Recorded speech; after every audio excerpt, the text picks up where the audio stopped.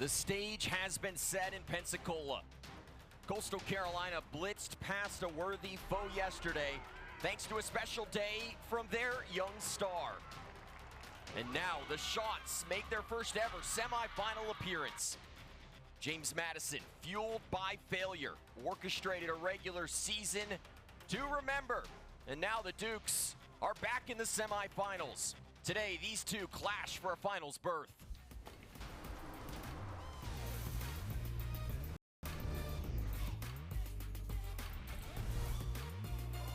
This is the Sun Belt on ESPN, and the semifinals have arrived in Pensacola. Coastal makes their first ever appearance in the semifinals, while James Madison's been here before, and they're looking to make it a perfect 3 for 3 in finals appearances in their time in this league. And with that, we say welcome to the Bank Plus Studios alongside Amanda Poole. I'm Noah Frary. And Amanda, this James Madison team was fueled by that loss last year in the final to Marshall. They orchestrated a perfect regular season. Now the question on everyone's minds, can anyone slow down James Madison this weekend? Well, no, it's not going to be easy. JMU has a different fire this year. Head coach Sean O'Regan saying last year they felt like they were defending and protecting that 2023 Sun Belt Tournament title, but this year has been a chase. Coach O'Regan saying now they're going to take what they want. Well, the challenger in Coastal Carolina is led by a young star in Alancia Ramsey, who put together a great game yesterday. Yeah, Ramsey really unlocked a paint presence for the Shots this season, collecting her 7th double-double yesterday.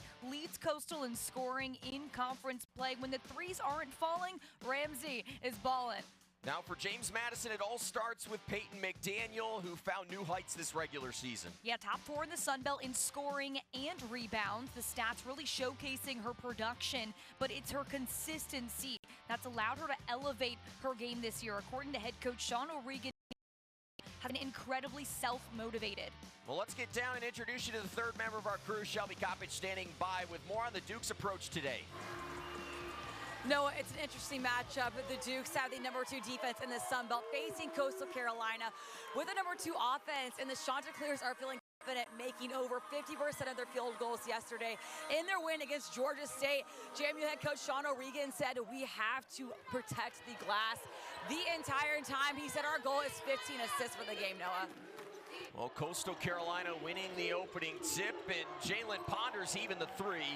Our officials today, Angel Kent, Kenya Kirkland, Ryan Durham. And a look at this James Madison starting lineup led by the player of the year, Peyton McDaniel, but stars across the board, including Ksenia Kozlova at the 5 position for the Dukes. And speaking of Kozlova, wide open inside, couldn't finish. Gets it back, misses again. But James Madison gonna get a 3rd chance in 20 seconds to work with on the shot clock.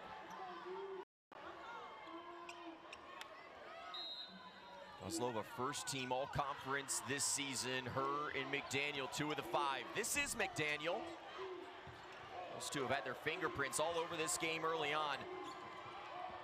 The Coastal starting lineup, Kevin Pedersen goes with the A-team here, led by Savannah Brooks, who had a spectacular regular season, had 12 in yesterday's game. Ponder drives, this is Brooks. Penetrates and kicks. Marable steps in for the 17-footer and comes up short. These two teams battling it out here early. Amanda, walk us through our keys to victory, brought to you by Bank Plus. Coastal wants to push that pace. That's something they do so well, and they also want to get hot. They didn't see that 3-ball go in as much as they'd like to in that first game yesterday. And for James Madison, like Shelby told us, they really want to dominate the boards, and then they want to have that special number, that 15 assists, pass the rock around, get people open. They averaged 16.5 assists per game in the 2 matchups during the regular season. First ever semifinal appearance Coastal Carolina in their Sun Belt history. And both teams cold from the floor early, a combined 0 of 7. The Dukes making their tournament debut after a perfect regular season. Won the title 2 years ago, lost in the final last year, and trying to get back for a shot at redemption this season as McDaniel has her first basket. No surprise, she breaks that scoring drought for both of these teams, putting up the first points of the day. Ponder for 3, cashes in. Jalen Ponder continues to be perfect from the perimeter in this tournament. 2 for 2 yesterday. Now lighten it up to start this one. Into Kozlova, draws the double, passes out. A skill that she's gotten tremendously better at this year, and it leads to the basket for Barnes.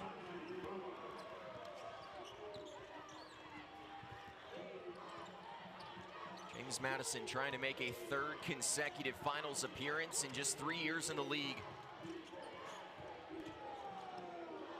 Brooks inside, throws it up, and is fouled by McDaniel. And Savannah Brooks will head to the free throw line. Kevin Pedersen in Coastal Carolina, a big resurgence this year. 14 wins in year 1, 15 in year 2, and now 23 here in year 3 and on the precipice of a finals appearance.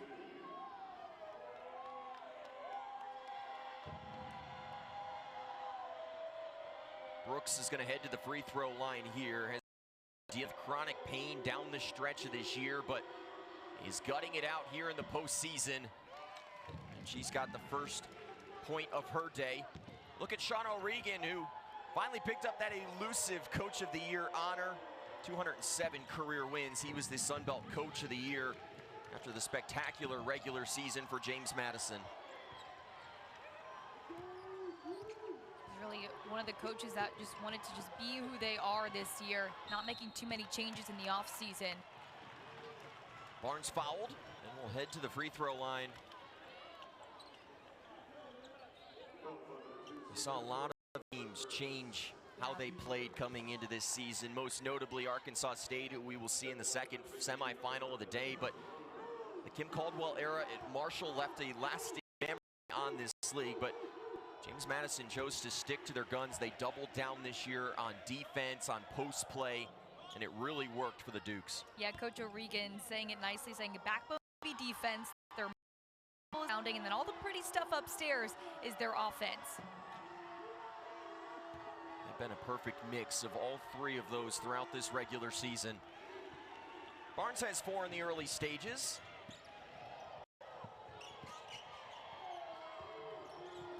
Ponder still with the only field goal for Coastal Carolina, hit the 3. Here's Ramsey inside, and skying in was Ponder. She'll force the tie-up. Possession arrow, though, gives it to James Madison. Coach Pedersen saying when it comes to rebounds per minute, that is something Jalen Ponder excels at. When she's in, she makes the most out of her minutes. 12 points in 14 minutes on the floor yesterday, despite some foul trouble, still able to put together a good performance. A freshman on the floor now for Coastal Carolina. One of the deeper teams in the league this year. Allows them to press the whole game with that Coastal chaos. This is Zakiya Stevenson, the Ole Miss transfer. Flipped in for Barnes. Tipped out of bounds, and that'll go back to the Chants. Trisha Kozlova with an incredible season this year for James Madison. She's gotten better each of her years in purple and gold. Her and McDaniel, they just really sharpen each other, so complimentary of each other on that floor. Lazelle and Stevenson out of the game. Our first look at Rose Scott and Bree Robinson. Rose Scott, the 6th woman of the year in this conference, will wear 2 in white today. Bruce flips it to Stack. Can't hit the long jumper, but an offensive rebound. Jemerson steps in and hits the 2. Jemerson the Jet is what Coach Pedersen calls her. She's quick, twitchy, not normally making those mid-range jumpers, but stepping up right now.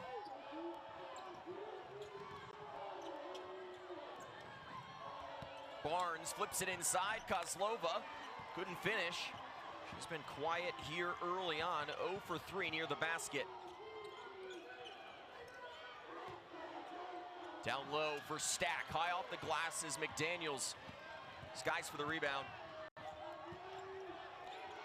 Rose Scott wants the 3. Too strong. Fast-paced as expected. Carter flips it up and in, and it goes. I don't know how. She was barely standing up straight, taking that shot. Great finish at the rim. What's the saying? Sometimes it's better to be lucky than good right there. Kozlova working hard in the post as her first basket. She had 2 open looks earlier that she missed, but that one doubled down on and she makes it, finishing through contact.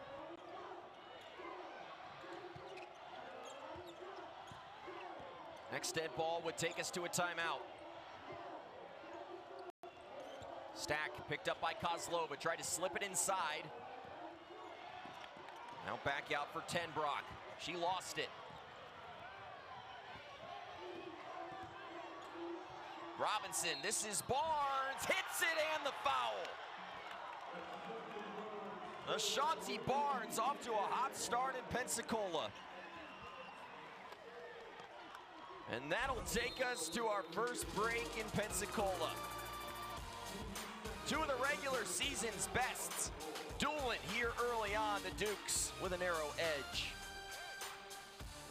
Hip and knee pain can make simple activities difficult. Andrews makes it better. Our team will create a plan of care just for you to help you regain mobility and reduce discomfort. From diagnosis to treatment to rehabilitation, let Andrews make it better. Score big this season at Pensacola's Kia Autosport. Shop from one of the area's largest selections of award-winning new Kias with premium features, advanced technology, connected services, and safety features to give you peace of mind. Scan the QR code on the screen to view all of our great specials and see the value of your trade instantly. Come see why there are more Kias on the road every day. Only at Pensacola's Kia Autosport. Follow us on Facebook and Instagram. Online at KiaAutosportPensacola.com. We want a Shia and a Kia.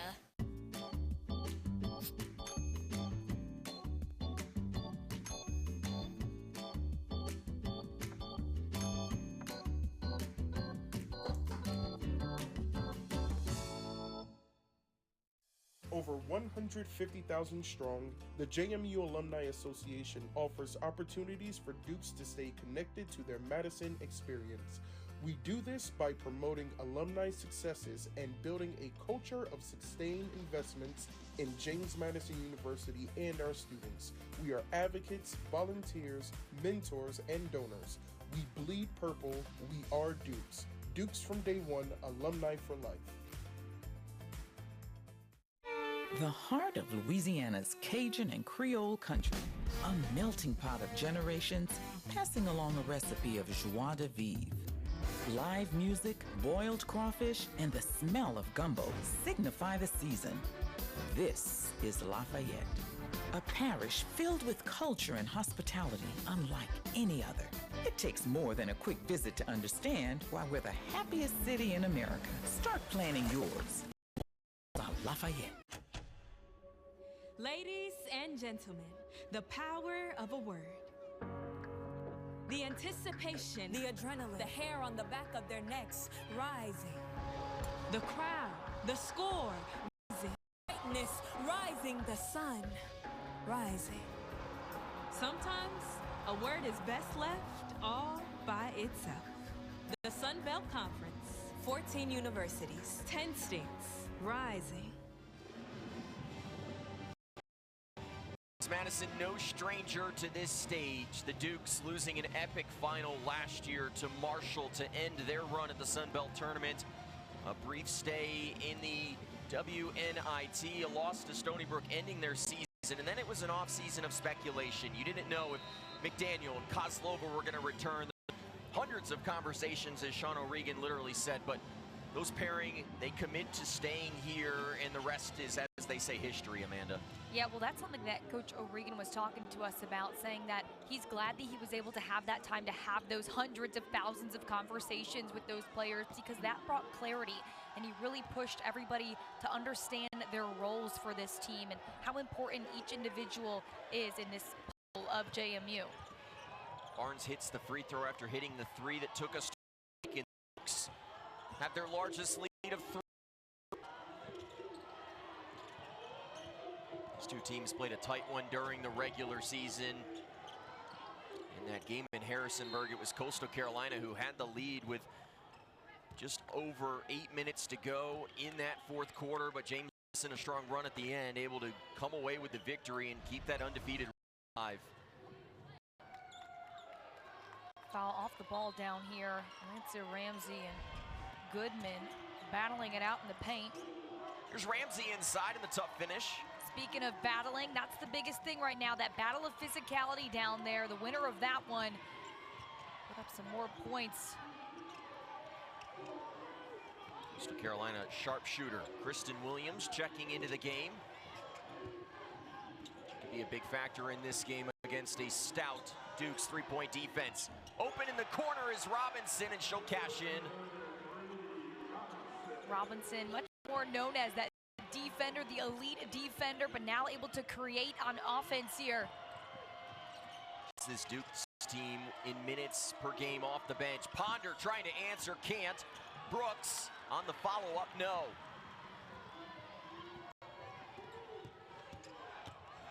Rose Scott drives inside and throws it up. And how nice is it to have a player who has over 1,600 career points coming off your bench? It's pretty nice. You got that depth there a little bit on your bench to have full confidence in somebody that could be starting and wants to be starting, but has filled a role coming off the bench.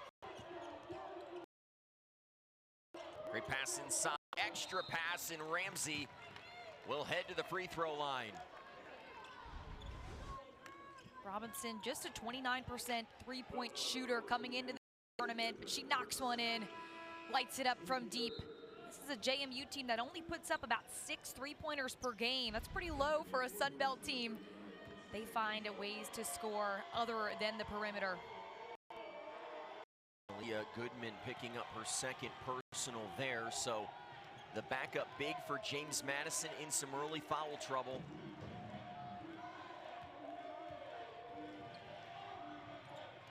Ramsey hits one of two. She's averaged over 11 a game in her last 3.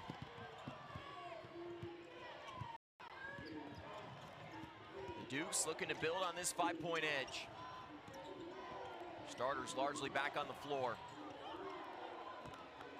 Kozlova, wide open is Scott.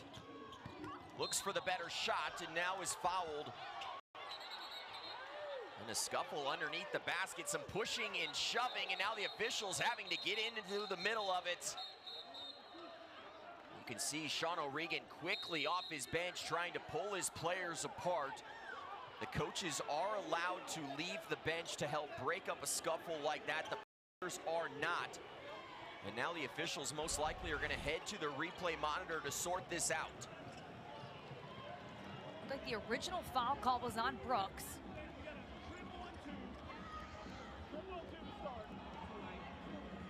And then it just becomes a push match.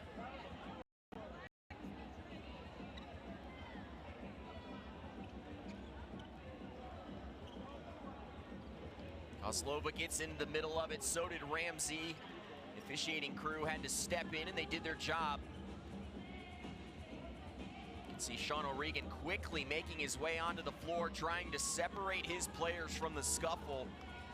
And the officials are going to go to the replay monitor here, and Amanda, they're looking for a couple of things. First and foremost, the action that just happened on the floor. Is there anything that should be upgraded, whether to a technical foul, an intentional foul? But then they're also going to look at both benches to see if anyone came off of the benches during that period. Coming onto the floor as a bench player in the midst of that scuffle is an automatic ejection.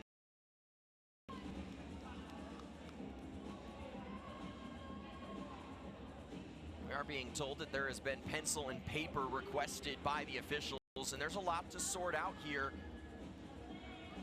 Hotly contested semifinal, Amanda, a lot on the line. It doesn't overly surprise me that we've seen some emotions boil over here in this moment. Yeah, and it's been physical out of the gate as well, establishing position down in the paint. The bigs are getting physical with each other. Defense has been intense. And like you said, emotions are high in the postseason. Both teams don't want their seasons to end today. Sean O'Regan with a great 40 time to get into that huddle.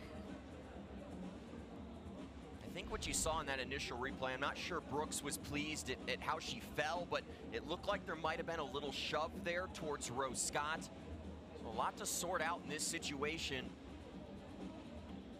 certainly don't want something like this to mar what is going to be a fun day here in Pensacola.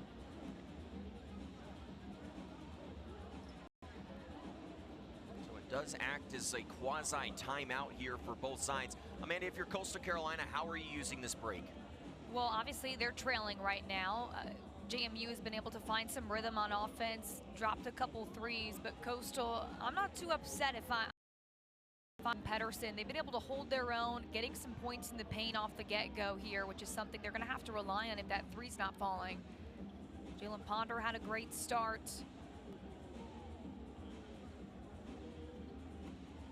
The Dukes, though, off to a great start in this game, up by 5. What have they done well, Amanda? Well, they've moved the ball, something that Coach Sean O'Regan said we need to do. They've got 3 assists right now on 6 made baskets.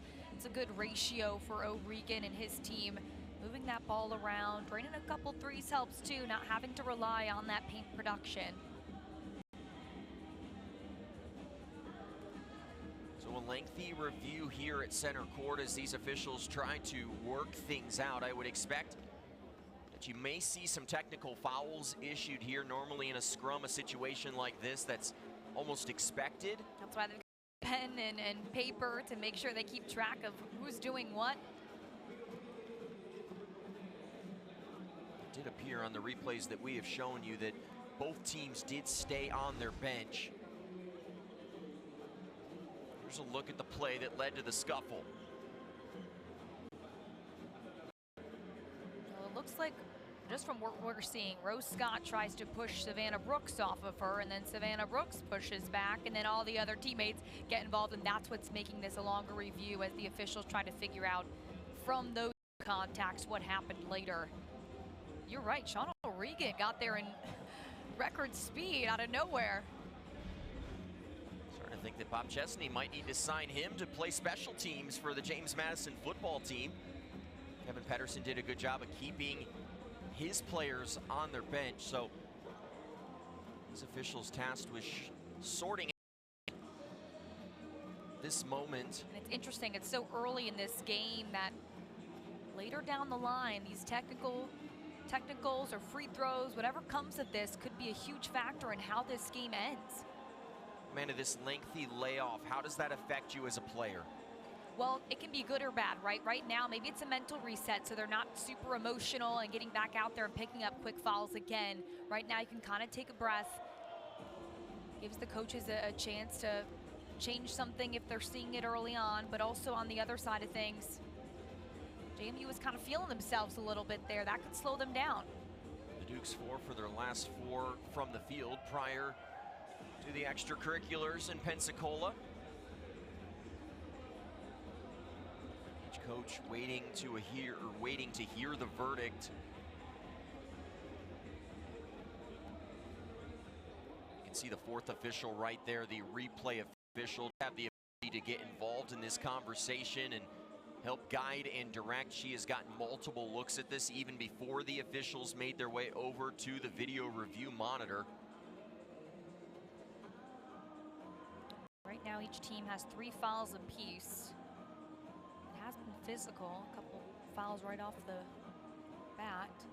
And it is important to note that in this situation, if both teams receive technical fouls, they would offset. You would see free throw shot if there was an odd number given to one team or the other. A lot of pressure on these officials in a moment like this to get this decision right.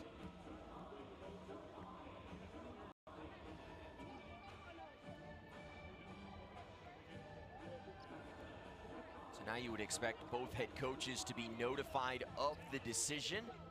And any fouls that were potentially added after this play, all that was called on the floor was a personal foul against Brooks.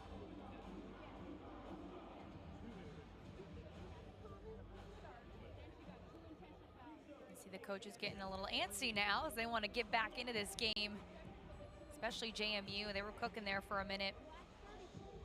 You didn't know how they were going to come out having, over a week off.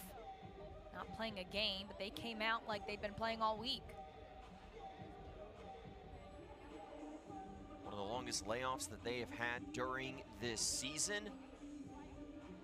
Final game of the regular season back on February 28th. About the only thing that has been able to slow down this James Madison team this year has been the schedule.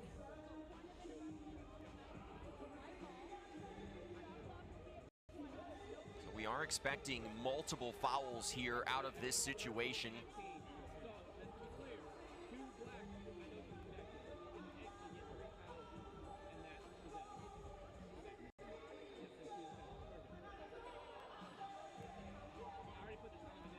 Lengthy discussion here at the scorer's table as they try to adjudicate this situation.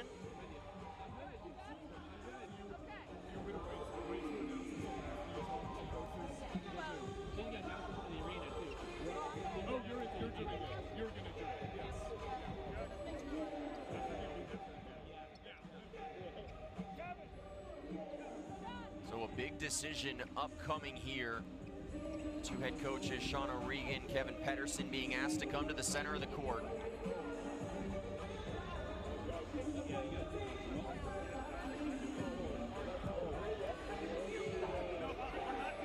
And you can see there from the reaction of Kevin Pedersen, and it is being relayed to us that Savannah Brooks has been ejected from this basketball game.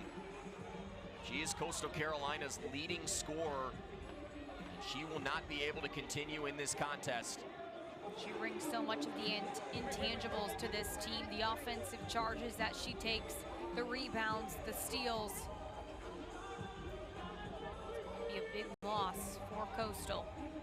But they've played without her before. She's had some injury problems, and they've had to put pieces together without her. Yeah, we saw Kevin Pedersen visibly frustrated with that call. You have to imagine some of the calculus that goes into that decision from the officials was the continuation. There was the initial shove, but then getting back up and further escalating the situation could then lead to Brooks being ejected. And you wonder if there are any fouls called on JMU for that initial contact.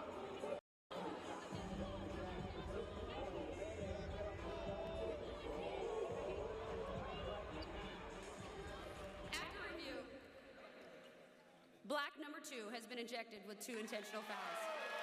Black number 32 also receives an intentional foul for contact during the dead ball. White number 5, intentional foul, contact during a dead ball. White number 2, intentional foul, contact during dead ball. White 35, intentional foul, contact during the dead ball. All fouls offset each other. We will not have any free throws. The ball will be inbounded on the baseline to White with 20 seconds on the shot clock due to the first common foul. This game has come to a screeching halt, and now Savannah Brooks will be asked to leave the playing surface. She has been ejected from this game. She was this team's leading scorer, one of their leaders, and now she will not be able to play for the remainder of this game. As you heard, there were also fouls given to Barnes and Scott and Kozlova on James Madison. Brooks and Ramsey each picking up intentional fouls for Coastal Carolina. 3 intentional fouls on both sides, so they will offset it. Will stay James Madison basketball here with 20 on the shot clock as Rose Scott stays hot after the lengthy layoff. No matter how long the break is, they're able to get hot in a second. So, Amanda, if you're Coastal Carolina now playing without Savannah Brooks, how does that change the calculus as Ponder can't finish at the rim? Well, it's something they've done before. They've played a couple games without her this season in Sun Belt play because of her injuries. But obviously this is a tournament game when you want your most experienced and best players on the floor. So mentally it'll be affecting them, but physically they've done this before. Both teams will now be in the bonus for the remainder of the quarter due to foul accumulation. Robinson, good catch in the corner. Tried to find Kozlova, it's taken away. Pushing in transition is Bruce. And Scott has the board. JMU going quickly. And a big block on the other end. Stevenson had that one swatted away. Jalen Ponder, so athletic. But Rose Scott, 6th Woman of the Year, pulling up from deep. Nice pass from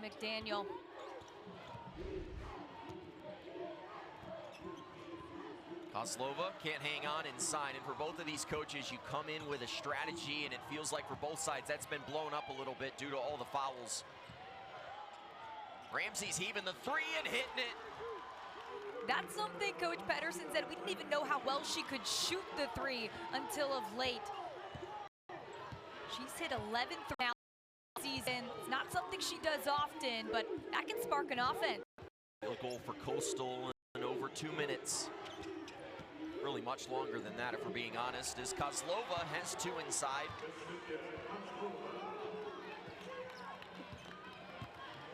Just under a minute to go in this first quarter. Spirited, even heated. The trigger, it's Williams. Kristen Williams, after going cold yesterday for the first time in 2025, lights it up. 4-point game.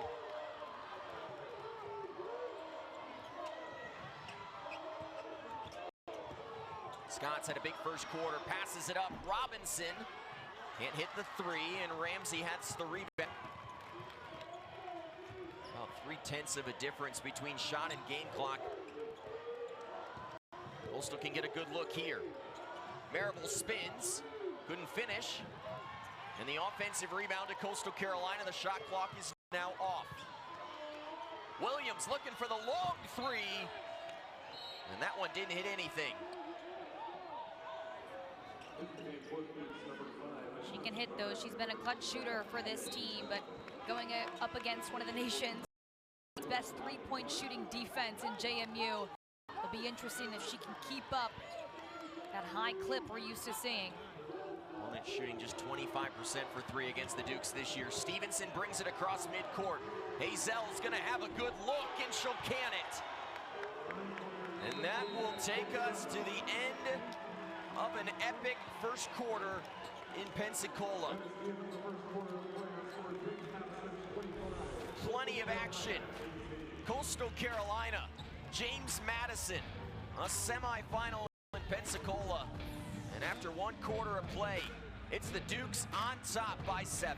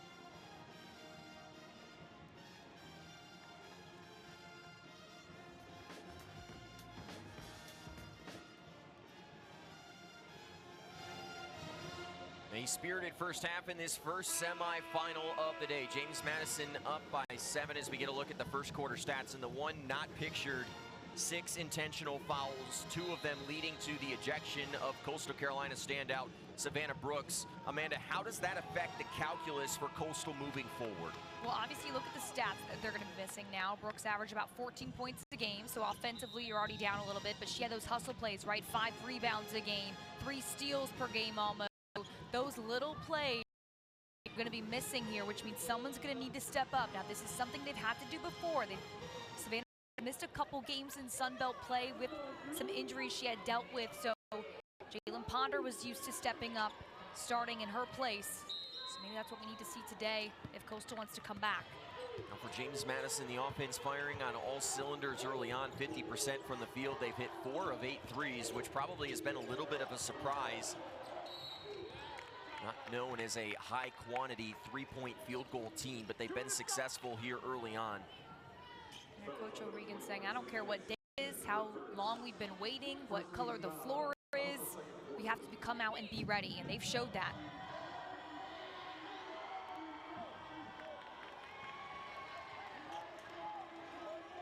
Kevin Pedersen now going to have to work without one of his stars.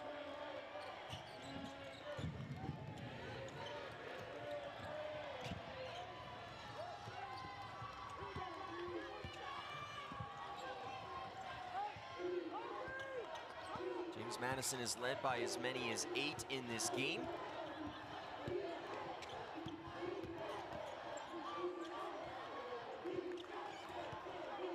This is Stevenson. By Ponder, down low they go to Kozlova. Navigated the double team and couldn't finish. Nice job on defense for Ramsey to stay strong.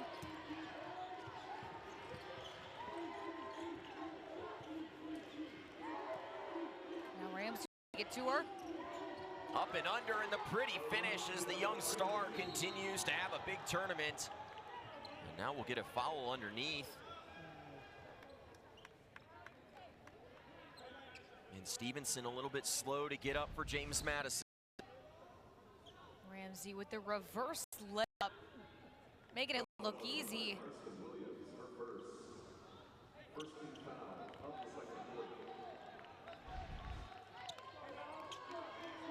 The foul will go against Kristen Williams first. It's Coastal Carolina's first here in this second quarter. Tight early on between 2 of the best teams during the Sun Belt regular season. McDaniel, probably this is a mismatch and she takes advantage. Kristen Williams had to switch for that screen. McDaniel taking advantage of the size.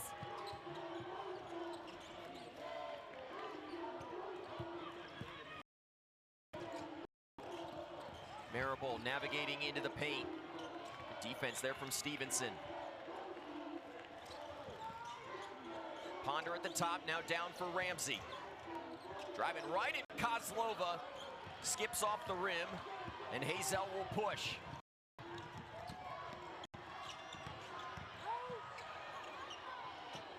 Barnes wide open. Is McDaniel underneath? And she's starting to heat up. That James Madison offense is really moving like Sean O'Regan wanted them to, moving that ball around, getting those open looks.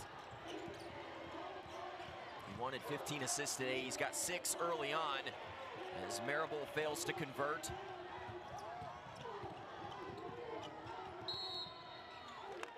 And a foul inside will go against Alancia Ramsey. Pass, pass, pass. They're just moving this ball around, causing that Coastal defense to have some miscues, leaving McDaniel wide open on that block. That's dangerous. I don't think Kozlova gets enough credit for her ability to pass. As McDaniel lines up the 3. Now an offensive rebound from Kozlova. She's been all over this game early. Just bodies herself around Riley Stack there, gets it up. That's something O'Regan talked about, though. The past 2 years, they've been working on Kozlova to pass out of that double team. Williams heaves the 3, well short. JMU with numbers. Barnes down Main Street. And a blocking foul will put 5 and White at the free throw line as Williams picks up another personal.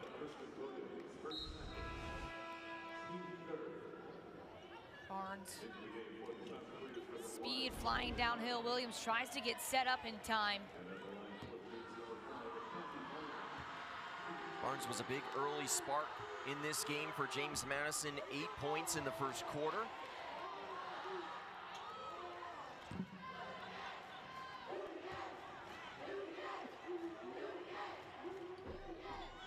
And both free throws are missed. Marable off the bounce. Couldn't hit at the rim. Second chance. Ponder converts. Ponder, we talked about her rebounding ability. So athletic, gets to the rim for the putback. Barnes nearly lost it, gets it back. Now a second try, and she's fouled. Elena Carter, just 5'6", trying to get up there and get that rebound. It's not a battle she's going to win often against Barnes. Especially with James Madison and their ability to rebound. They do it at such a high rate, second in the Sun Belt when it comes to getting those boards. Only Troy better than this James Madison team. How about the Trojans yesterday? 62 rebounds in that win. Air ball from 3 there by Scott.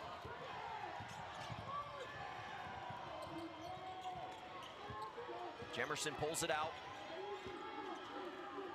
If you're just joining us, Coastal Carolina playing without their best offensive piece in Savannah Brooks, who was ejected after a scuffle in the first quarter. So the Chants are playing shorthanded in semis.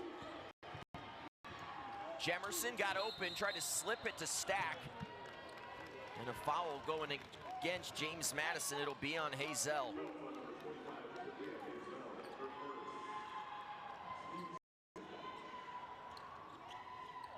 That scuffle also leading to intentional fouls on 3 James Madison players. Also Ramsey for Coastal Carolina, a total of 6 were issued.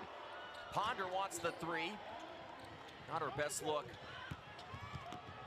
Look at McDaniel running the floor, throws it up. It'll roll off and Stack clears the board.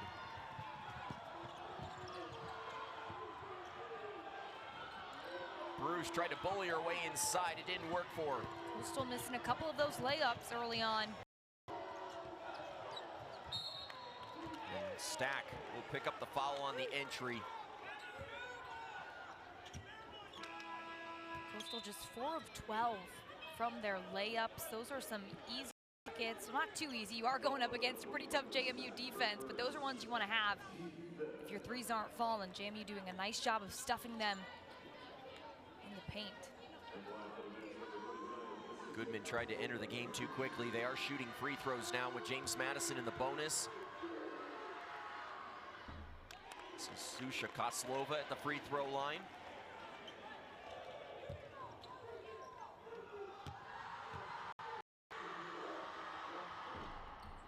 Hits them both. She's up to 8. And now Kozlova gets a breather as Goodman checks back in with 2 fouls.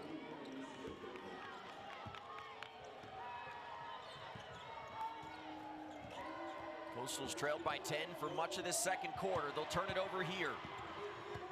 McDaniel one-on-one with Ponder. And the veteran can't finish, but a second chance created by Jamia Hazel. Hazel blocked by Ponder.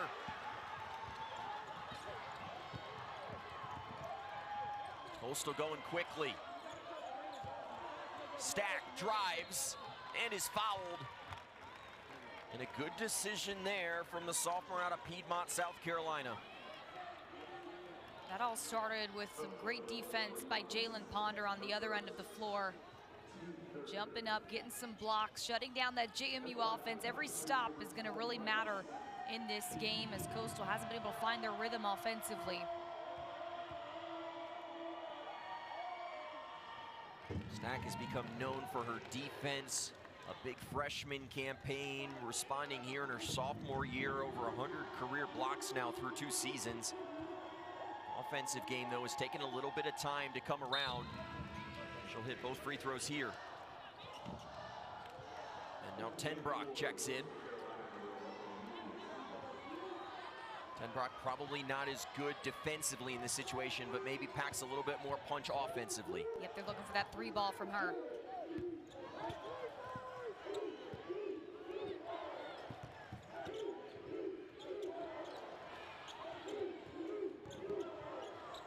Scott, Hazel in the corner, drives the lane, dumps it down, and Goodman converts.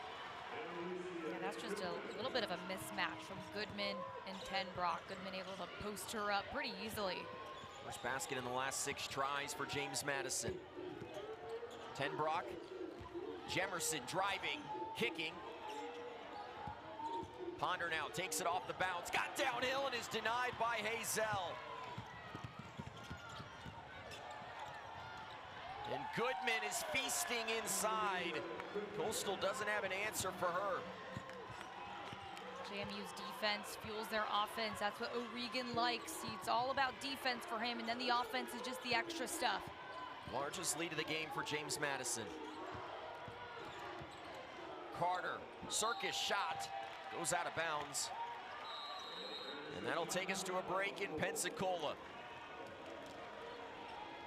An undefeated regular season for the Dukes on the line here in Pensacola. The early returns strong. James Madison up by 12 with 4:08 to go in the second.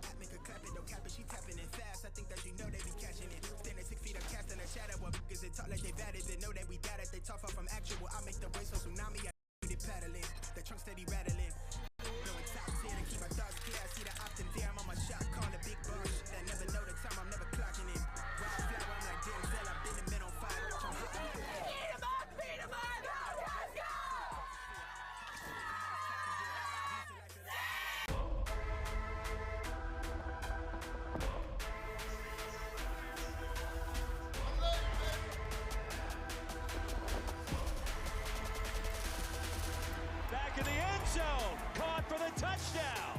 Marshall had it played perfectly, and the interception inside the 10. Payne to the edge, to the end zone for the Marshall touchdown. Up now, not next. Up now.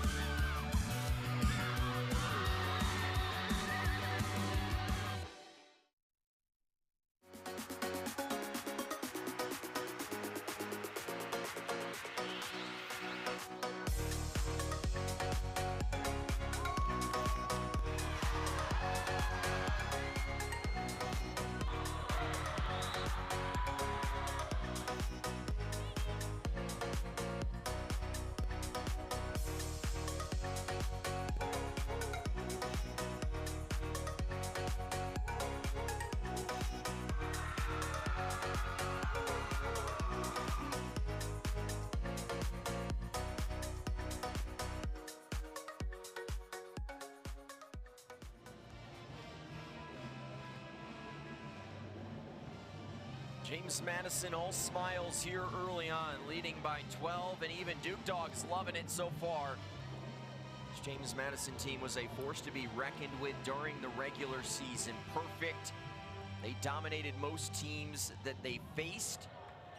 And early on here, dominating Coastal Carolina, but the big story hanging over this game, the ejection of Savannah Brooks in that first quarter. And Amanda, it really has changed the formula for Coastal Carolina offensively. Kind of looks like they lost a little bit of life, right? A little bit of energy. One of their leaders going out, that's going to affect them emotionally, but now they have to respond. I'm sure that's what Pedersen's preaching to them on that sideline.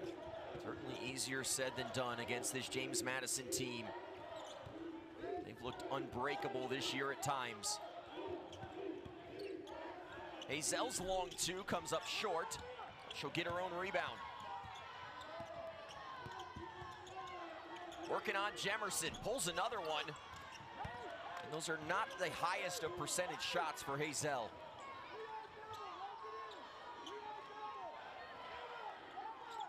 So James Madison with their third try on this offensive possession. Can they take advantage? McDaniel says, yes, we can. Nice little long-range jumper for McDaniel. She sinks it in. 8 points here in the first half for McDaniel. She's averaged close to 16 points per game in her 6 games at this tournament over the last 2 years, including 30 in that championship game in 2023 as Stack hits a long two. Nice little pivot. Hey, I'm open. Let me take this.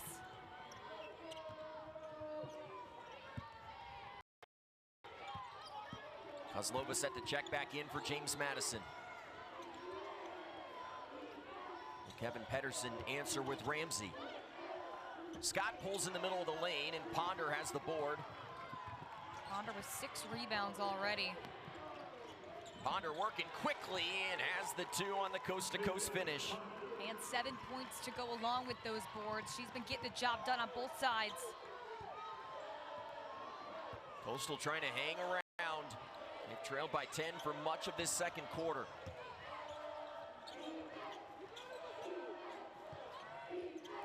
Into the hands of Scott, the 6th woman of the year in this conference.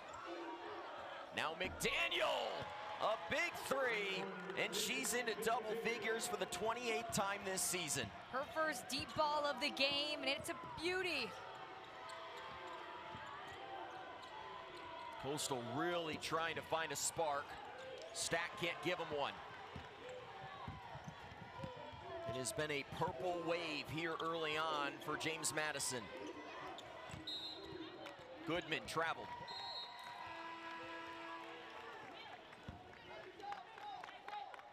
And now Kozlova comes back in. Quick release by McDaniel. Doesn't need much time to get set up.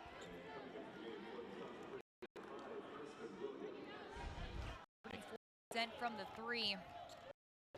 She has been so good come postseason time. 2 20-plus point performances last year, the 30-point performance in the title game in 2023 where she went 7 of 7 from 3, missed just 1 shot from the field. Kozlova displaced, and that will put Ponder at the free throw line. And now Kozlova picks up her 2nd personal.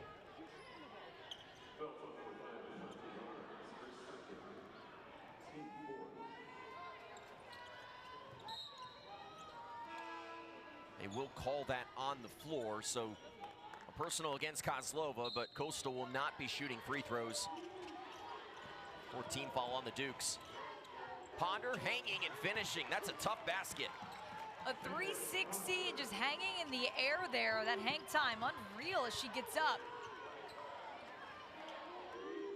The Dukes trying to finish this second quarter strong. Barnes has had a big first half. McDaniel with the O board. Lost it, tie up. Possession arrow keeps it with the Dukes.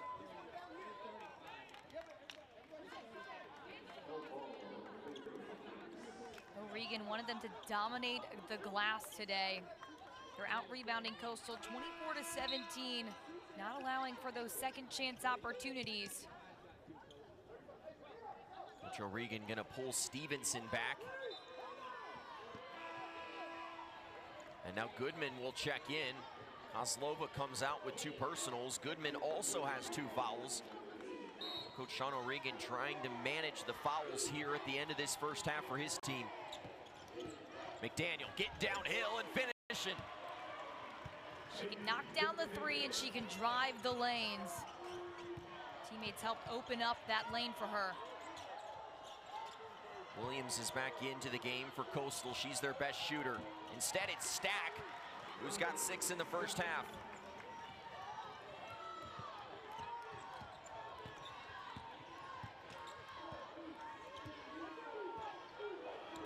Plenty of time and an easy find inside Just a defensive breakdown. You see Riley Stack put her hands on top of her head, seeing Goodman wide open. She went out to the top of the key there. Defensive miscue for Coastal, a costly one. Coastal Carolina 7 after one quarter. The deficit is 13 for the moment. Marable wants the screen. Back out. Stack for three, and what a first half she has had. Just her 10th three of the season. Comes at a big moment for Coastal. Riley Stack with 9 points, and the three at the buzzer. She's been on the floor a lot more with Alancia Ramsey in some early foul trouble. But it has been all James Madison at the break. The Dukes looking impressive in that first half, Amanda. Yeah, I mean, we talked about not knowing what they were going to come out looking like with that long break, but it didn't matter. They stayed hot. Let's get down to Shelby Coppage standing by with Sean O'Regan. Coach, 24 rebounds. What is your team doing to dominate the glass? Honestly, not enough. We've given them too many offensive rebounds, and I know they've only got 3 or 4, but it's a huge part of the game for us, and it's the only way we can really control. You can't control making shots all the time, but you got to control your rebound effort and your defensive effort. And I thought we did a good job, but I want an excellent job. I think that's the separator for us. What's got to be more excellent then? Our defense, right? Giving up 36 points and a half, you're not always going to score 46, right? So, you know, that last little run by Riley Stack, it just cost us. We should, I want to be up 16-18 right now instead of 10. All right, thanks, Coach. Thank you. Well, James Madison will take a 10-point lead into the half, an ominous sign. James Madison a perfect 22-0 when leading at the half this season. It's the Dukes on top after one half in Pensacola as they eye their 3rd trip to the finals in 3 seasons.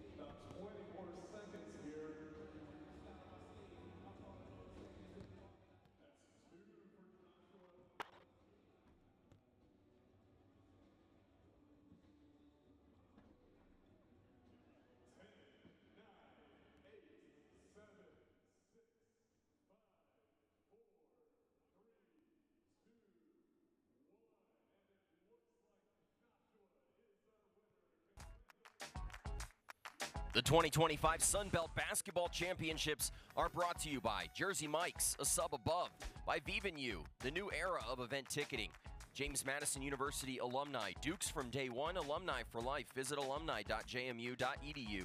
Trade in and trade up to a new Kia at Pensacola's Kia Autosport. We want to see ya in a Kia. And by SoldOut.com, the official ticket resale marketplace for the Sun Belt Conference.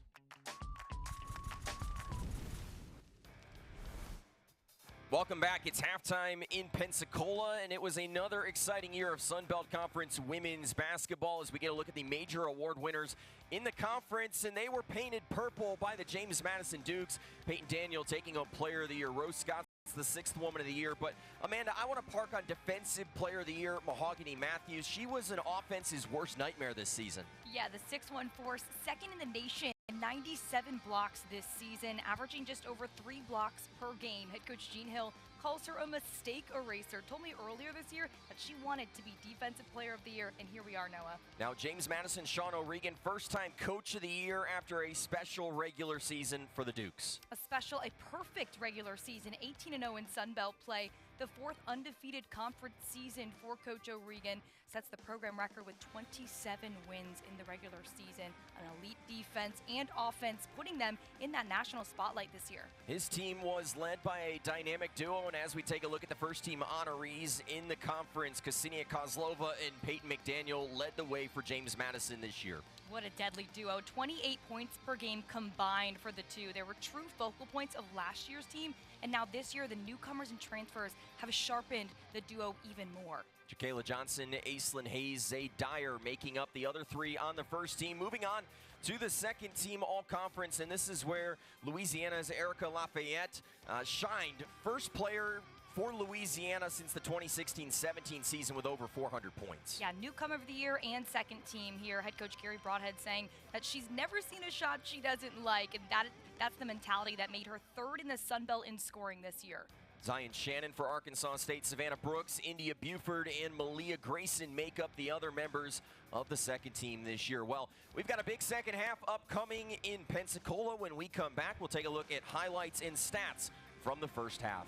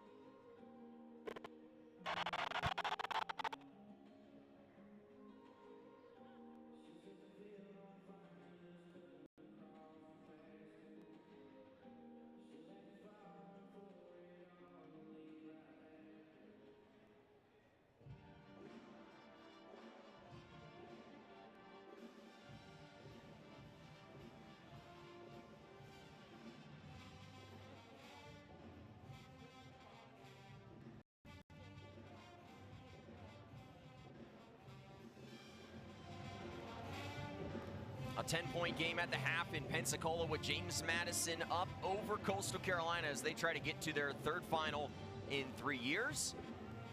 We welcome you now inside the bank studio here in New Orleans. She's Amanda Poole. I'm Noah Frary. And Amanda, we touched on it early on in this broadcast. James Madison was coming to Pensacola to take what they believed was theirs, and they executed that in that first half. Yep, they came out hot despite having, over a week off game, but they were shooting the ball really well. Already 5 threes made, something that's uncharacteristic of them as they only average about 5 per game, and they've been able to get off to a hot start and really slow Coastal down. Now, if you're Coastal, Amanda, how do you get back into this game?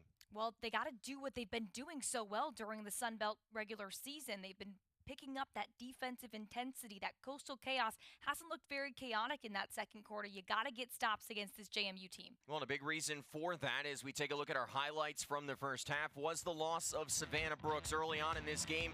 A scuffle underneath the basket. Brooks ejected from this game after picking up 2 intentional fouls, a total of 6.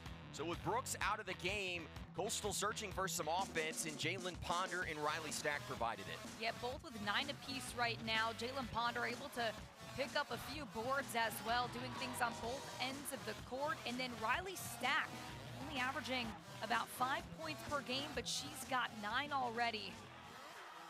And for James Madison, it was Old Faithful. Peyton McDaniel doing what she does in Pensacola. Yes, she's heating up quick, something we're not surprised about, but she's done it in multiple ways, whether that's finding her moves and her footing down low or pulling up from the 3. Just a defensive miscue on Coastal as McDaniel has some great off-ball movement as well, getting it done from all areas of the court. McDaniel, 2 20-point performances during last year's run to the final, had the epic game in 2023. She's now averaging close to 16 points per game in her career at these championships. A look at the first half stats, and for James Madison, what stands out, maybe not the norm, they hit the 3-ball pretty consistently in that first half. Yeah, that really got them off to a hot start, kind of quieted Coastal a little bit there, but also they've been able to get out in transition. 10 points in fast breaks. They've had a couple steals to really throw this Coastal team for a loop. Now, James Madison didn't have the advantage on the boards that they had hoped for. What's Coastal done well in that department? Well, for some reason, I think those long shots give you that long rebound, which sometimes you're chasing the rim because you want that rebound, but those long balls come back out. But O'Regan wanting more from his rebounders. Well, the second half is on the other end of this break. James Madison right now looking strong, up by 10, as they look to keep this special season alive.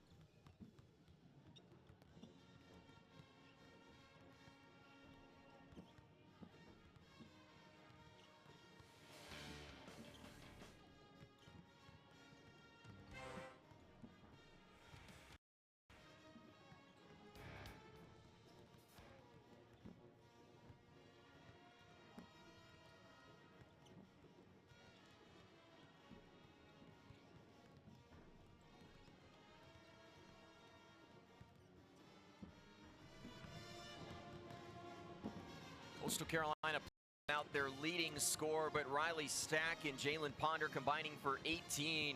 Valencia Ramsey put up 8 despite missing a large swath of that first half in foul trouble. We'll need more from that trio here in the second half. Meanwhile, for James Madison, outside of McDaniel, fairly balanced across the board right now for the Dukes. Well, Regan can be happy with the ball movement. He wanted 15 assists in the whole game. They've already got 11 in that first half, and you can see it in the sheet. The love. Kozlova and Goodman having good days inside with 14. James Madison really dominating in the interior currently. This Dukes team is eyeing a third consecutive final. We are getting closer and closer to the championship game tomorrow. Winner of this game will face the winner of our next game between Arkansas State and Troy. Amanda, what has you excited for that matchup? Well, if you like to watch people shoot the 3 ball, you're going to like this game. Arkansas State shoots that 3 at a high clip.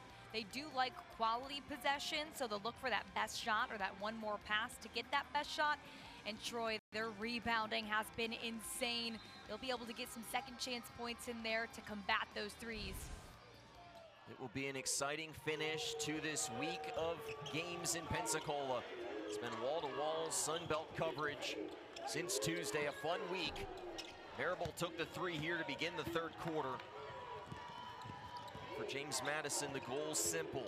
Milk this lead to its conclusion and get to your third final in 3 years, but that's not going to help. Missing the bunnies. Shelby Coppage standing by with more from Coastal Carolina. No, Coastal head coach Kevin Pedersen said, we didn't even talk X's and O's that much. I want to make sure my team is mentally ready for the second half because we're upset. One of our best players got ejected. How do we reset? He said, well, less personal fouls. We want to see clean basketball. You don't want to see that from either side. And he said, we gave up way too many rebounds. We have to buckle down and not let things get emotional. He said, the team's good. We're ready. An uphill climb for Coastal Carolina without their best scorer in Savannah Brooks, who was ejected in that first half. Marable still searching for her first basket from the field. McDaniel had quite a few in that first half, and she's got another here to begin the second half. Going right up against 6'4", Riley Stack, but able to finish at the rim there. McDaniel so effective down the floor. Ponder at 9 in that first half, turns it over here. Stevenson pushing. Wide open is Hazel in the corner. The 3 on the way. In and out, and back to Coastal Carolina it goes. Playoff Peyton has been so special here in Pensacola over the last couple of years, having another big day today.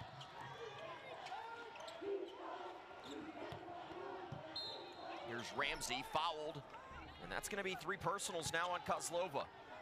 It's got to be a point of emphasis for Coach Pedersen, saying, Ramsey, go at her, draw that contact, be physical, and that's something Coach O'Regan for JMU said, we can't let Ramsey out-physical us. Now Kozlova heads to the bench with 3 fouls. Might not see her again until the fourth quarter. Goodman checks back in. She's done a nice job when she's given Kozlova that breather.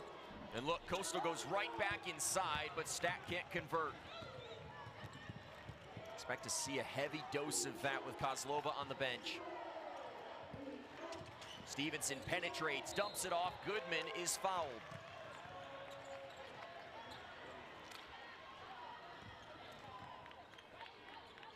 JMU's done a great job of picking apart that Coastal half-court defense, really drawing distractions, getting that block open for those tight little passes inside. That foul was called on Stack. It's her second and puts Goodman at the free throw line. An experienced center, 31 games off the bench this year for Goodman. She's played over 25 in each of the last 4 years. 136th game of her Dukes career.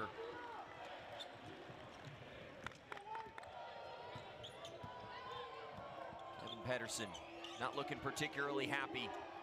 His team's trying to get back in this one. Ramsey fouled, and now Goodman has 3 fouls. And if you're Coastal Carolina now involved, this might be an advantage that you can use to work your way back into this game, Amanda. Yep, attacking the paint, going at these guards, these post players. Williams for three, nothing but nylon. Her second of the game. That's big. That sparks life into the offense when they see that three ball go in for this Chance team. Coastal could use a defensive stop here. They've not been able to get within 10 for much of the last two quarters. Running McDaniel off the screen. Coastal recognized it. Barnes, it's rebounded by Goodman. Spins and loses out of bounds. And if you're Coastal here, Amanda, you kind of feel like they need to go right inside to Ramsey, try to pick up that fourth foul on Goodman, and maybe force Sean O'Regan's hand, putting Kozlova back in with 3 fouls. Yep, keep attacking. It's been working so far. Ramsey's been doing a great job of handling that physicality. Instead, it's Williams who gets free again. She's got back-to-back, and Coastal is within 7. You can't count out the shots just yet.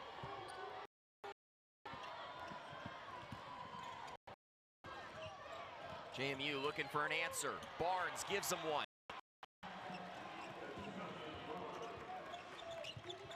Lead back to 9.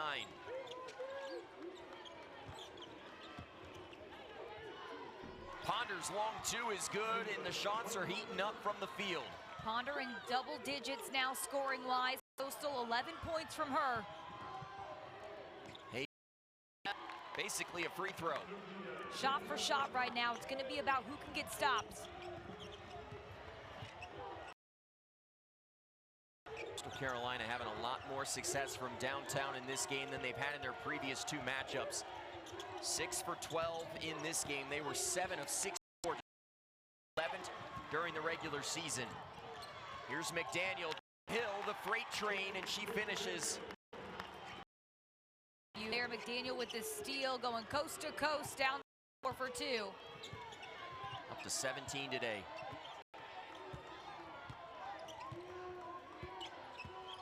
In the hands of Marable. Williams running off the screen, trying to get defense from Hazel.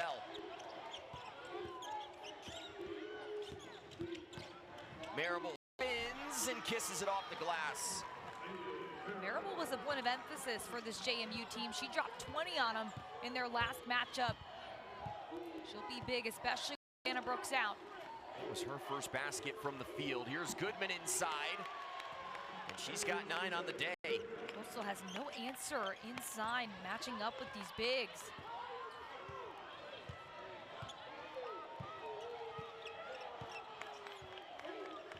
High-scoring affair here in the 3rd quarter.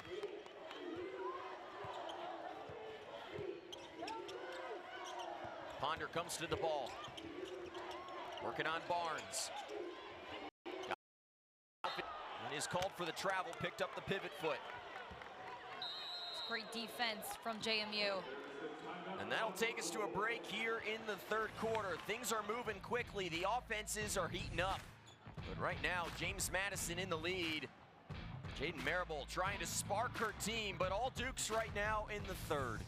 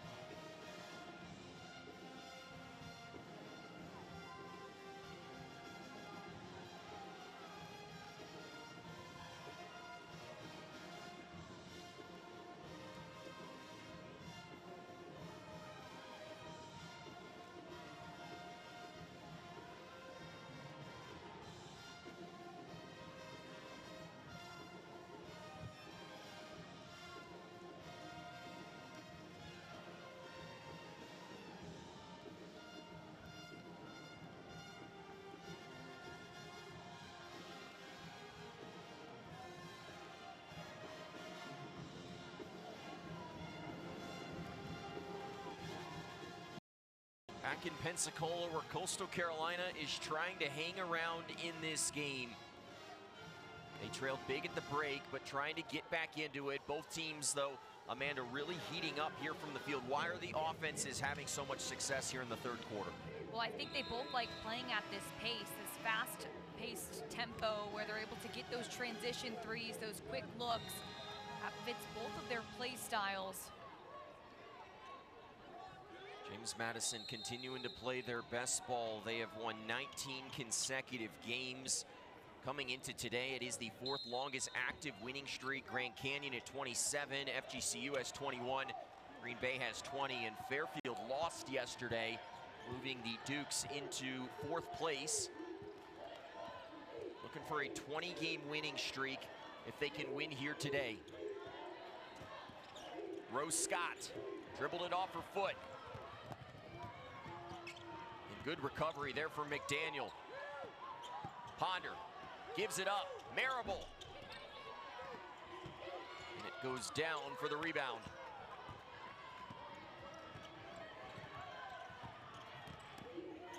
Scott into the interior and the easy finish.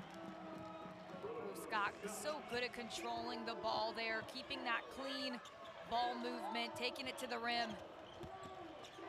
Williams looking for the answer. Rose Scott has been so good this year for this JMU team, unselfishly coming off the bench. 6th most bench points in the nation this year. As Goodman's have a bench into double figures. That pass barely getting there somehow, but she picks it up, puts it in. We've seen all tournament, it takes everyone in these games, and Goodman is stepping up with Kozlova in foul trouble.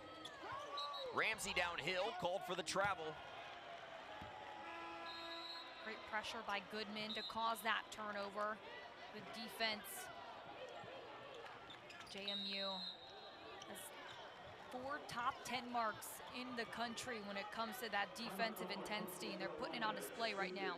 Well, James Madison's up by 15, a timeout on the floor. We're taking it with them. The Dukes up with 3:21.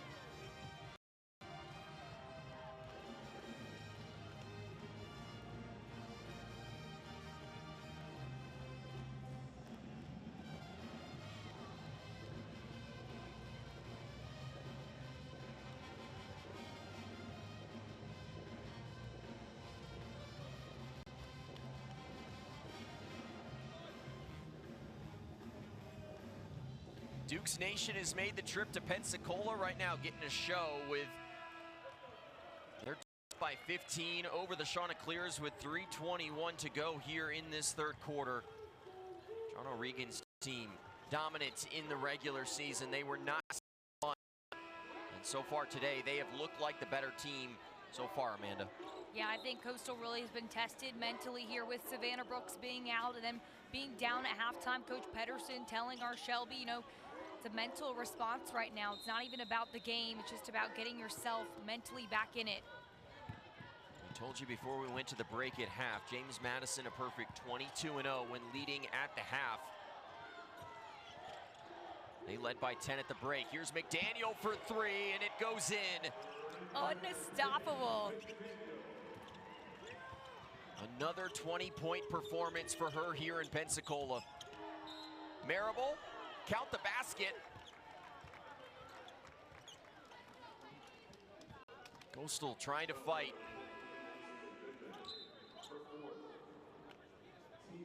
And that's now 4 fouls on Annalicia Goodman. Barnes checks back in. Kozlova's in foul trouble. Goodman is. And if you're Carolina, it kind of feels like it's now or never. You probably have an advantage inside. Yep, you got to keep attacking the paint. Keep putting it up. Get yourself to the free throw line. Don't rely on that three too much, although it has been able to spark some offense here. Marable having a big second half of this game. 5 of her 6.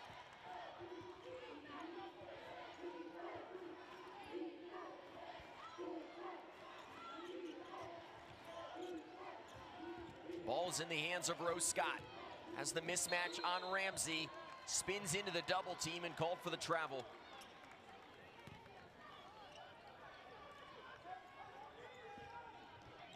She's been such a factor this year for James Madison. It is a luxury to be able to bring a scorer like her off the bench.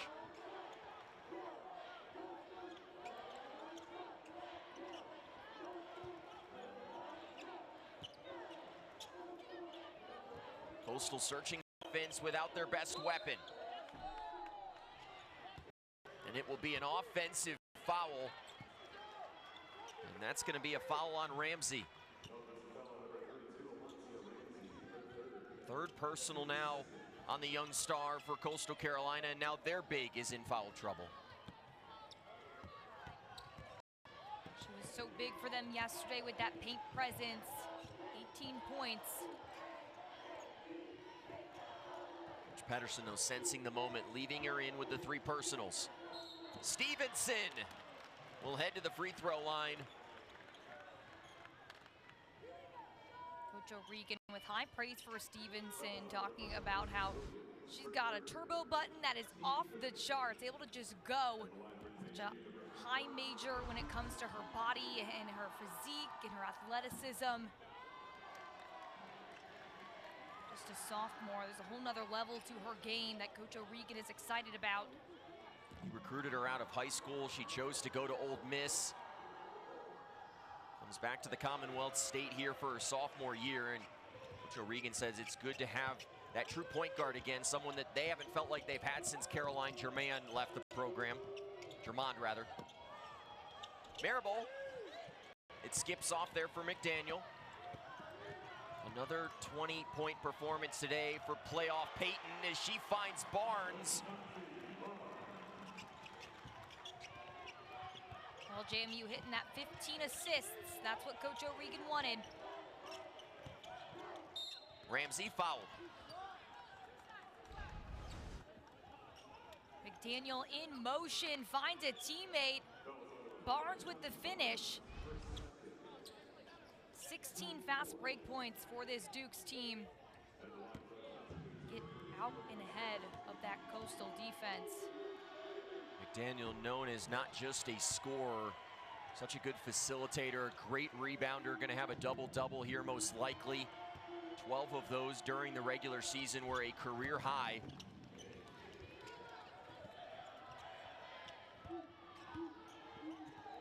Ramsey into double figures now with the 2 free throw makes. Scott driving. Fouled, it'll be on the floor. Fourth personal on Coastal, so James Madison will have it coming out of bounds. Hazel comes back in.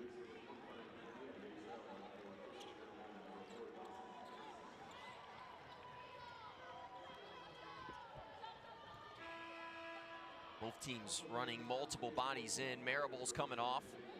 Ponder back in. Not much margin for error left for Coastal Carolina. And Robinson failed to establish herself in the court of play before touching that basketball. You are allowed to get it back, but she had not touched the floor before touching that basketball.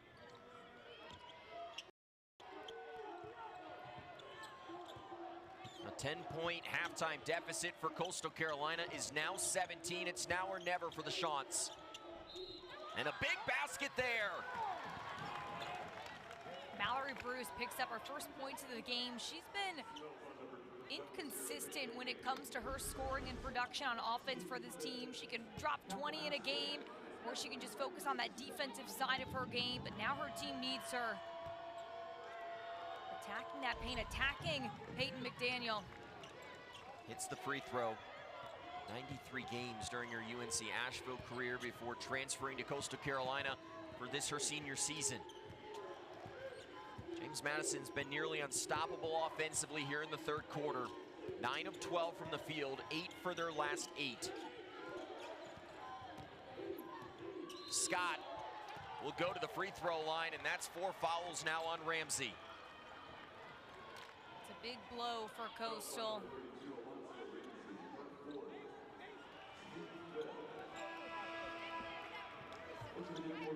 Kevin Pedersen has felt like his team has gotten the short end of the stick on a couple of calls here today.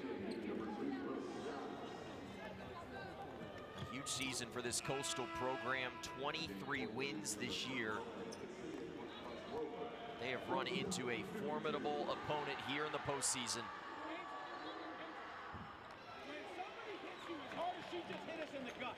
What's your natural body reaction going to be? Here Kevin Pedersen having a conversation with the official. Scott has both free throws. He didn't get the answer he wanted. Offensive foul. Things going downhill quickly for Coastal Carolina. They were looking at Riley Stack on a screen.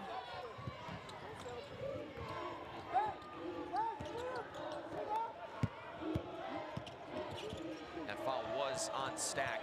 Third personal, but James Madison gives it right back. Teams have taken care of the basketball so far today, both under double-digit turnovers. Coastal Carolina is in a world of trouble right now in the foul department.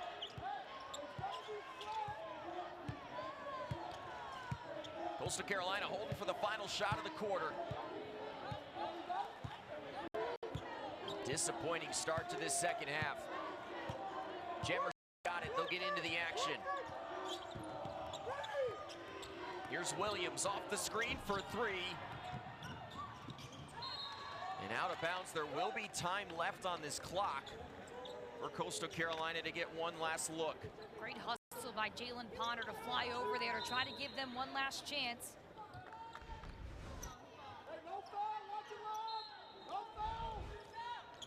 0.4 left, they heave it in. And Kozlova, who just came back in, will come up with it. And the James Madison Dukes are heading to the fourth quarter with a 16-point edge. 25-0 this season. They've been a freight train all year long, looking like one here in Pensacola. The Dukes 10 minutes away from a return trip to the final.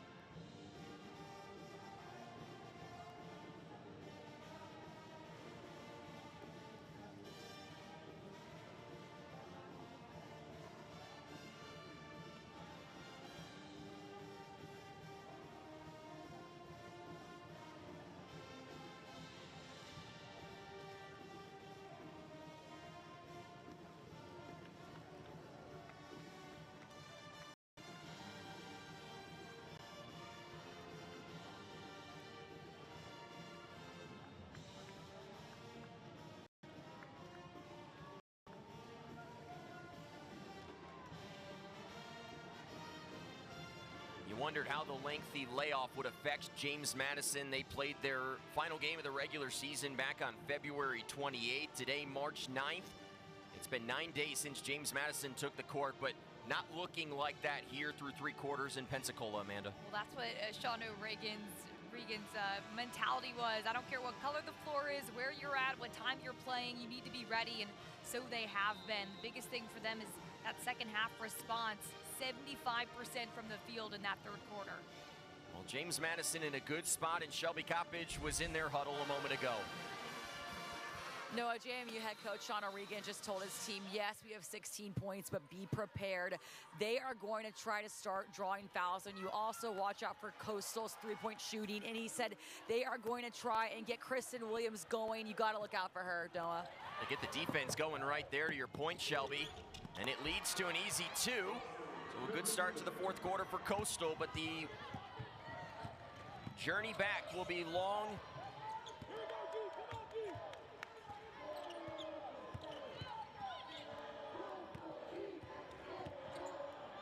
Hazel carries over the hot shooting from the third quarter. You just can't miss, and it's from everywhere, from deep, from that mid-range point, and then they're driving it in, finding success on all levels of that offensive game. James Madison, 10 of their last 13 from the field here in the second half. That's how you close out games, and that's why this Dukes team is 25-0 when leading heading into the fourth quarter this season. Coastal has to pick up that defensive intensity, as we're seeing, slow down that high rate. And an offensive foul goes against Hazel, and they are going to review this. Nelson Jemerson taking that one. So an offensive foul there against Hazel. Here's a look. High elbow to Jemerson's throat, it looked like.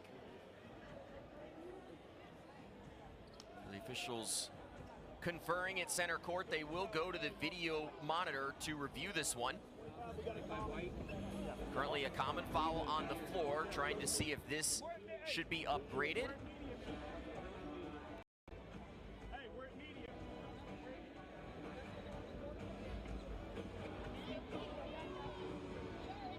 James Madison leading by 16. Just over 9 minutes to go in this fourth quarter. And they have triggered the media timeout. So we will step away from Pensacola. When we come back, we'll let you know the decision there.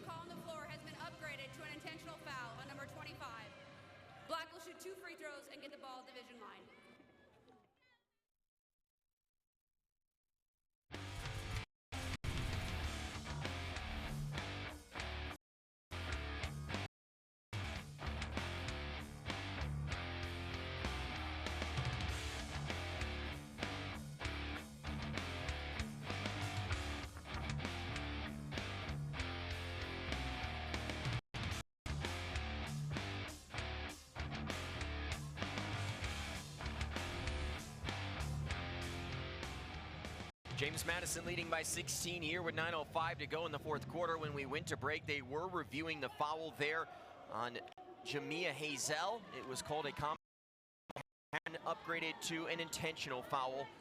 So that will mean that Coastal Carolina will shoot 2 free throws. They will also have the basketball. And Kristen Williams will be at the free throw line. And Williams comes up short on the first. Has not shot a ton of free throws this year, but 28 for 33 coming into today. Will go 1 of 2. And now Coastal Carolina will have the basketball. So perhaps a chance here for a big swing in this game. You get the 1 point, a chance for up to 3 more, maybe more. You get the sense that at this point of this contest, Coastal has to start to take advantage of some of these opportunities. Have to chip away at that deficit. Jemerson has her second basket of the quarter. She's the one who took that foul. Now she's putting up points because of it. 6 points today, tying her career high. Rose Scott considered the 3. Kozlova sat for much of that third quarter in foul trouble. Cutting through the lane is Robinson. It's off the rim. Coastal could make this a 10-point game with a 3. Not out of it yet.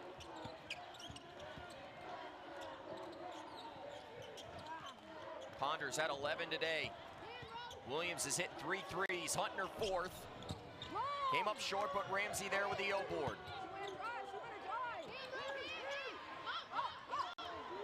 Williams, a long 3, and this one goes in. That is her preferred. She likes being right on that line. She likes the long ball, the big shots, the big moments. That's what March is all about, partner. Alongside Amanda Poole, I'm Noah Frary. First of 2 Sunbelt semifinals in Pensacola today as Hazel gets it to go.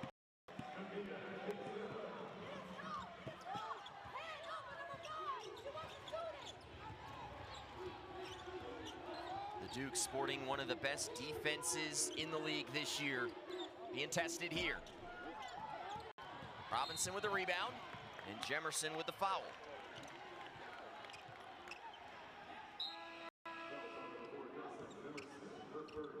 First foul on Jemerson, first on Coastal Carolina here in this fourth quarter.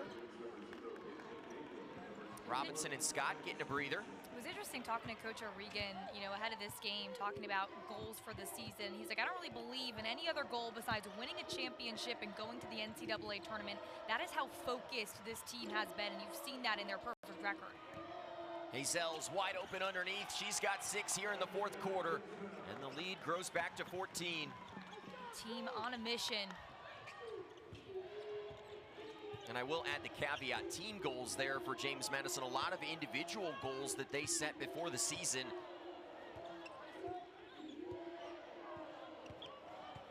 Every coach does it slightly differently. Here's Jemerson.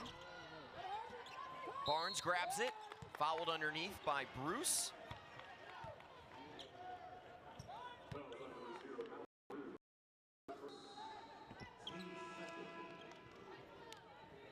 Coastal Carolina and you knew that with about 6:44 to go in this fourth quarter that you'd have 61 points, you're good, but James Madison's just been that much better. Yeah, Coastal's defense not being as disruptive as they're used to. This JMU team able to, they don't really miss much today. They averaged about 73 points per game during the regular season, did JMU. Over that here with plenty of time left. A big reason why, the play of Peyton McDaniel. She's got 22 today. It's a nice backdoor cut on Jaden Marable.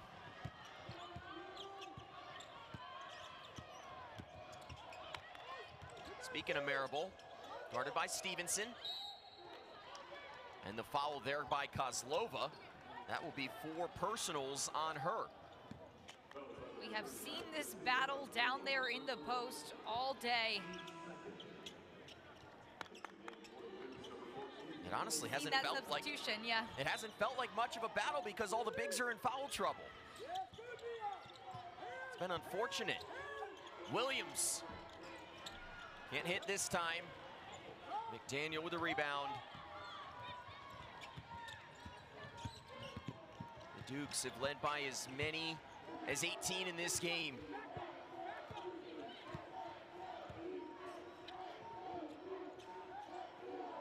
Methodical approach here late in the fourth quarter as they look to punch their ticket to another final. This is Stevenson.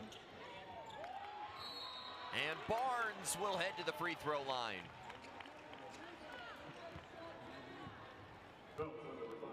Eleven offensive rebounds for JMU today. They've been able to box out, push out, get those second chance opportunities.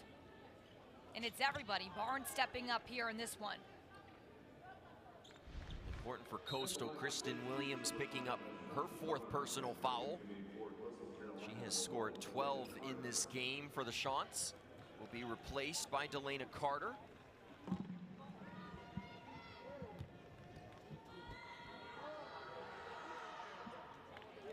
Barnes swirls that one in.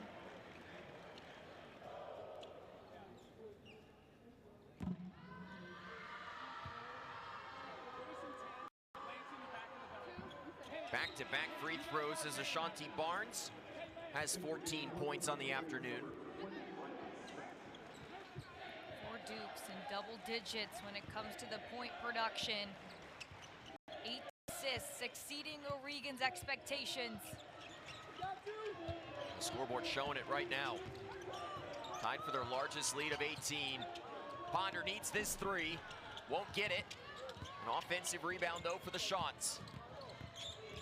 Stack had 9 at the quarter break, has not scored here in the second half and won't there, but Carter tracks it down and Barnes is going to be called for the foul.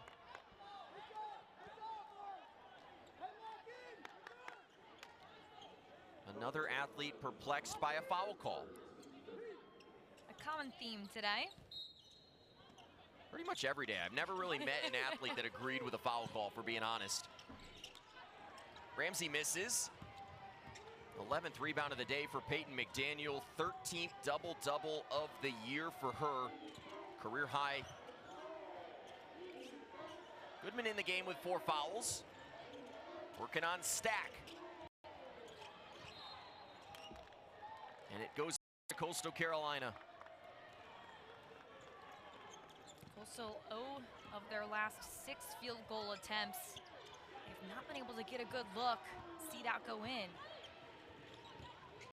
This Coastal Carolina team was picked 9th in the preseason poll this year. They exceeded expectations, maybe not the expectations of their head coach, but it's been a great year for this Coastal program. Amanda, you've had a front row seat at times to watch this Coastal team play, and the step that they took from a year that Kevin Pedersen said we underperformed last year to this year has been a massive leap forward.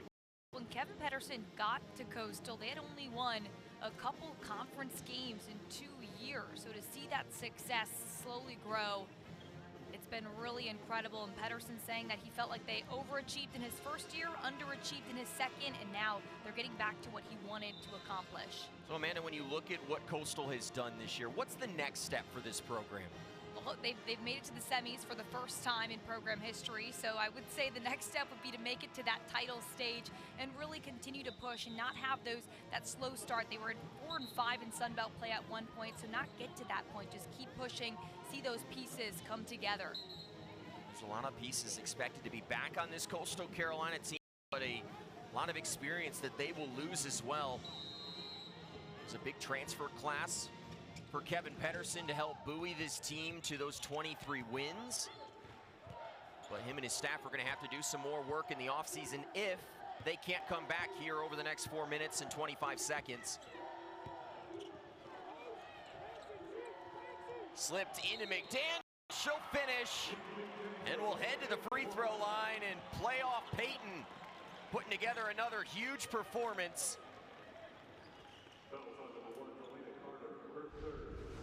She's been so dangerous sitting there on the wing, but even better on the move. Beating this Coastal defense up. McDaniel now with 24 points on this game, her 4th career game here in Pensacola with over 20 points. Had 30 in the championship game 2 years ago. A couple of 20 pieces last year in JMU's run to the final that ultimately ended with a loss to Marshall. Out of bounds and back to the Dukes it goes.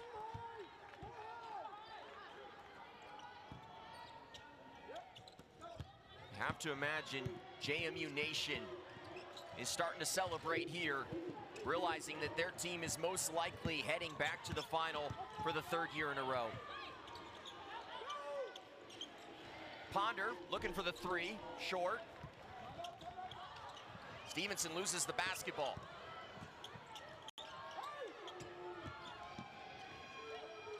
Marable swings it for Stack. She'll take the three. Too strong. And McDaniel adds her team-leading 12th rebound. She's pushing the pace. Hazel couldn't finish. And now out to Marable. Coastal with numbers to work with. Ramsey back to Marable off the glass for two. That 2-on-1 move right there, pretty simple.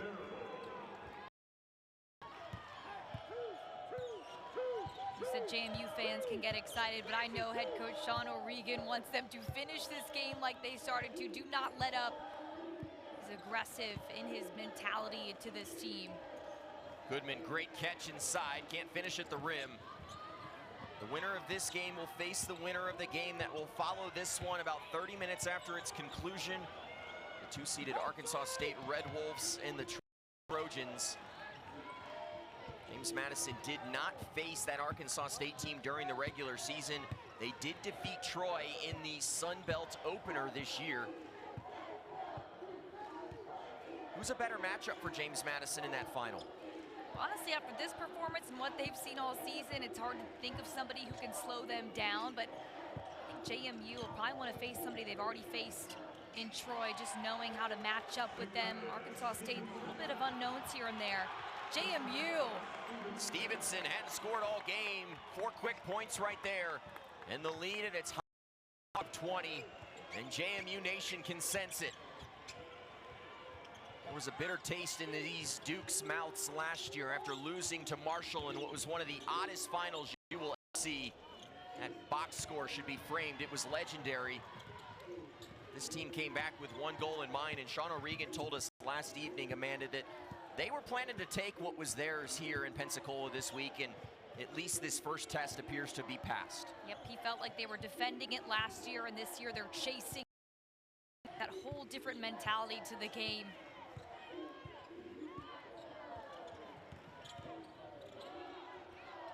Goodman with 4 on the shot clock, and everything's going right. Even the bank is open on a weekend. Goodman with a big day off the bench today, 13 points, and she will exit to a round of applause. Everything working right now for the Dukes.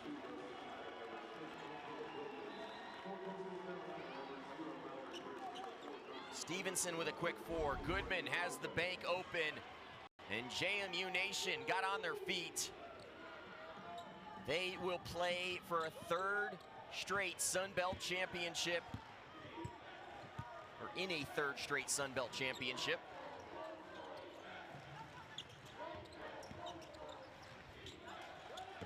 Kozlova has it. It will stay with James Madison with just over a minute left on the clock. It's so impressive when you watch a team that's had to sit for 9 days that you didn't know if they would be able to carry over the momentum from the epic regular season, but Amanda, they've done it. Yeah, and that wasn't a factor for them. They didn't care if Coastal had already been hot. They didn't care if they'd already been, on this court before. It's a mentality thing, just believing that you can get hot whenever you choose to. Another offensive rebound here for Scott. She's going back inside and finishes at the rim. 11 today for Rose Scott. And even Duke Dogs starting to crack a smoke. Scott's not, though. She's still locked in. Yeah, this is a business trip for this Dukes team. Hazel comes out. Active leader in games played for this JMU team.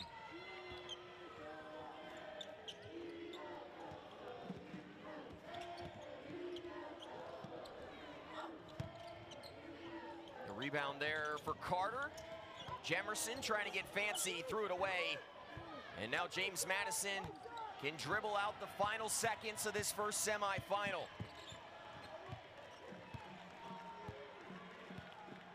The James Madison Dukes are going back to a final in Pensacola. 89-65 over Coastal Carolina. A handshake seals it, and James Madison back where they belong. And our Jersey Mike's player of the game one, Peyton McDaniel, playoff Peyton, with another big game in Pensacola. Player of the year for a reason, getting the job done on all three levels of offense, but her defense dangerous as well. Her in motion, her from the three, she did it all today. Another big performance, career game of over 20 points in Pensacola. A career-high 13th double-double of the season, and she has propelled this James Madison team back to their third finals in 3 seasons. James Madison winners today big, 24 points, the margin over Coastal Carolina, and a fantastic season for the Chanticleers, and Kevin Pedersen comes to an end here in the program's first semifinal. Well, Shelby Coppage has got a happy Sean O'Regan. Coach, 20 straight wins for your team. How proud of them are you so far this season? Yeah, as a season as a whole, I am, but I think it's even harder to come do this, right, with a 19-game win streak or being undefeated in conference. I think it's easy to maybe do you feel some pressure, and I didn't get any of that from our team today. I just thought we were outstanding. You could hear them trying to compete on the defensive end, knowing their personnel and really holding each other accountable. So it was a great effort today from us. Not easy to make it back to the Sun Belt Championship. How much have you thought about this moment since last year? I mean, and shout out Kim Caldwell. I think she's a great coach, but it motivated me, and it motivated our fan base, it motivated our team. That's what we want to do here, is win championships, and now we get a chance to do that tomorrow. Congrats, Coach. Thank you. Thank you. For a third straight year, the Sun Belt Championship game will feature the James Madison Dukes. They're absolutely rolling, 20 wins in a row. They win by 24 today over Coastal Carolina. Fun day in Pensacola. So for Amanda Poole, Shelby Coppage, our producer Tim Fanguy, the rest of this crew that's been working so hard, I'm Noah Frary saying so long from Pensacola. This has been a presentation of Sun Belt Women's Basketball on ESPN.